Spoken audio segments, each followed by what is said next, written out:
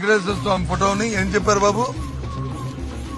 చెప్పారు ఒక్క ఫోటోని హౌస్ లో చెప్పులు బూట్లు వేసుకుని మేము తీసుకెళ్లిన ఫోటోని ఒకటి చూపెట్టమనండి, ఒకటి చూపెట్టమనండి. మేము కూర్చొని నా ముందు చెప్పులు ఇప్పి ఏదైతే ఆ దేవదేవుడి తాలూకా భక్తిభావంతో తీసుకెళ్లి అయ్యా వీరికి బుద్ధి మంచి బుద్ధి ప్రసాదించు అని చెప్పాం.